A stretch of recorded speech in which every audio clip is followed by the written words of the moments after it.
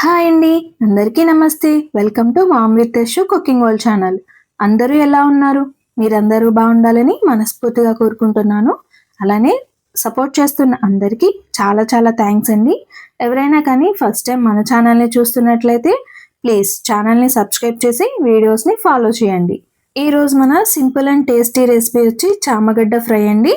వీటిని శుభ్రంగా వాష్ చేసుకుని కుక్కర్లో వేసుకోవాలి. ఇవి ఉడికించుకోవడానికి తగినంత వాటర్ వేసుకుని స్టవ్ ఆన్ చేసుకుని ఫ్లేమ్ హైలో ఉంచుకుని 2 విజిల్స్ వచ్చేంత వరకు ఉడికించుకుని స్టవ్ అనేది ఆఫ్ చేసుకుని ఒక 10 మినిట్స్ పాటు ఆ ప్రెషర్ అంతా పోయేంత వరకు పక్కన పెట్టుకోవాలి. తర్వాత మూత ఓపెన్ చేసుకుని కనుక చూసుకున్నట్లయితే చూసారు కదా మంచిగా అనేది ఉడికిపోయి వీటిని పీల్ ఆఫ్ చేసేసుకోవాలి. తర్వాత చిన్నగా ముక్కలు అనేవి కట్ చేసుకోవాలండి వీడియోలో చూపిస్తున్నట్టుగా.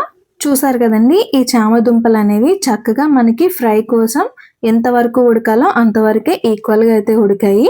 మరీ ఎక్కువ ఉడకలేదు, అలా అని మరీ తక్కువగా కూడా ఉడికించుకోలేదండి. ఈక్వల్గా సమానంగా ఉడికించుకున్నాము. అందువల్ల ఇవి జిగురు లేకుండా మంచిగా అయితే ఉన్నాయి. వీటిని ఇలా అన్నింటినీ చిన్న చిన్న పీసెస్గా కట్ చేసుకుని అయితే పక్కన పెట్టుకోవాలి. ఈ చామగడ్డ ఫ్రై అనేది సైడ్ డిష్గా చాలా బాగుంటుందండి. ఎలా చేయాలో చూసేద్దామా మరి. దీనికోసం ముందుగా స్టవ్ ఆన్ చేసుకుని ఫ్లేమ్ అనేది మీడియంలో ఉంచుకోవాలి. ఒక పాన్ పెట్టుకుని దీంట్లోకి కొద్దిగా ఆయిల్ అయితే వేసుకోవాలండి. ఈ ఆయిల్ హీట్ అయిన తర్వాత కట్ చేసి పెట్టుకున్న 3 వరకు పచ్చిమిర్చి, 2 రెమ్మల కరివేపాకు వేసుకుని మూత పెట్టుకుని ఒక 20 సెకండ్స్ పాటు వేయించుకోవాలి. ఇలా వేగిన వాటిని తీసేసుకుని వేరొక ప్లేట్లోకి అయితే వేసుకోవాలి. ఇప్పుడు ఈ మిగిలిన ఆయిల్లోకి మనం ముందుగానే కట్ చేసి పెట్టుకున్న చామగడ్డ ముక్కలు ఏవైతే ఉన్నాయో వాటిని కూడా వేసుకోవాలి.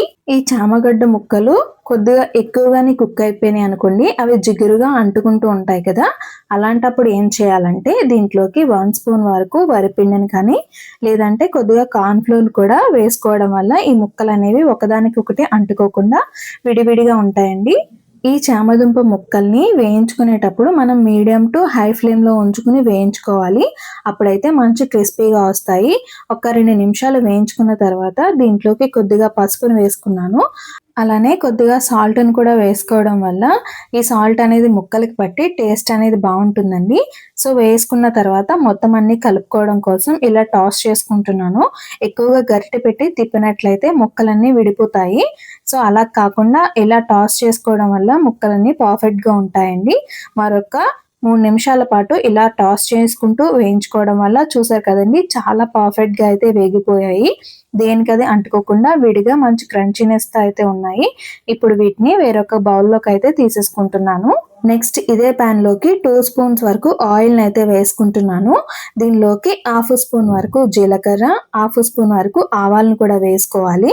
అదే విధంగా ఎండుమిర్చిని కూడా వేసుకుంటున్నానండి. కొంచెం స్పైసీ కావాలనుకున్న వాళ్ళు కొద్దిగా ఎక్కువగా యాడ్ చేసుకోవచ్చు. నేనైతే 2 వరకు యాడ్ చేసుకున్నాను.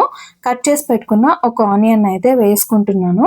ఇలా వేసుకున్న తర్వాత అన్నింటినీ కలుపుకుంటూ అయితే వేయించుకోవాలి. ఫ్రై రెసిపీస్ లో కనుక ఇలా ఉల్లిపాయను వేసుకున్నట్లయితే వీటిని ఎక్కువగా కుక్ చేయాల్సిన అవసరం ఉండదండి. జస్ట్ పింక్ కలర్ లోకి చేంజ్ అయితే సరిపోతుంది. అలా ఉంటే కరెక్ట్ గా ఉన్నట్టు. సో వీటిని కలుపుకుంటూ ఇలా వేయించుకున్న తర్వాత దీంట్లోకి ఇప్పుడు అల్లం వెల్లుల్లి పేస్ట్ని అయితే యాడ్ చేసుకోవాలి. నేను 1/2 స్పూన్ వరకు అల్లం వెల్లుల్లి పేస్ట్ని అయితే యాడ్ చేసుకుని పచ్చివాసన పోయేంత వరకు వేయించుకోవాలి.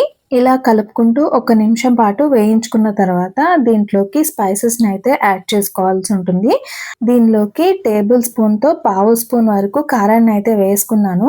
మీరు మీ స్పైసీనెస్కి తగినంత వేసుకోండి. అలానే స్మాల్ స్పూన్తో 1/2 స్పూన్ వరకు జీలకర్ర పొడి, 1 స్పూన్ ధనియాల పొడి, 1/2 స్పూన్ వరకు గరం మసాలా పొడిని కూడా వేసుకున్నాను.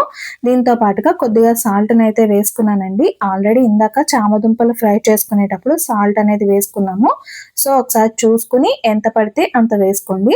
వీటన్నింటినీ వేసిన తర్వాత 1 నిమిషం పాటు కలుపుకుంటూ వేయించుకోవాలి. ఇలా వేయించుకునేటప్పుడు మనం ఫ్లేమ్ అనేది సిమ్లో మాత్రమే ఉంచుకోవాలి. లేదంటే అడుగు పట్టేసి ఆ అరోమా అనేది మిస్ అవుతుందండి. సో చూసుకుని జాగ్రత్తగా అయితే ఫ్రై చేసుకోవాలి. ఇవన్నీ ఫ్రై అయిన తర్వాత ముందుగానే వేయించి పెట్టుకున్న చామగడ్డ ముక్కలు ఏవైతే ఉన్నాయో వాటిని వేసుకోవాలి.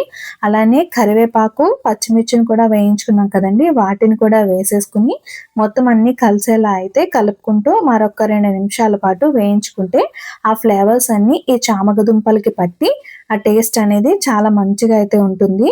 ఒక 2 నిమిషాలకి మన చామదుంపల ఫ్రై అనేది ఈ విధంగా రెడీ అయిందండి. చూసారు కదా! చాలా మంచిగా అయితే పొడి పొడిగా వచ్చేసింది.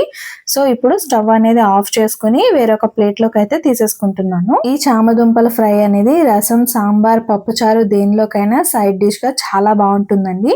నచ్చితే తప్పకుండా ట్రై చేసి మీకెలా వచ్చిందో కామెంట్ చేయండి. అలానే ఫ్రెండ్స్ అండ్ ఫ్యామిలీ మెంబర్స్‌కి కూడా షేర్ చేయండి. ఇలానే మమ్మల్ని సపోర్ట్ చేస్తూ ఉంటారని అయితే కోరుకుంటున్నాను. Thank you for watching.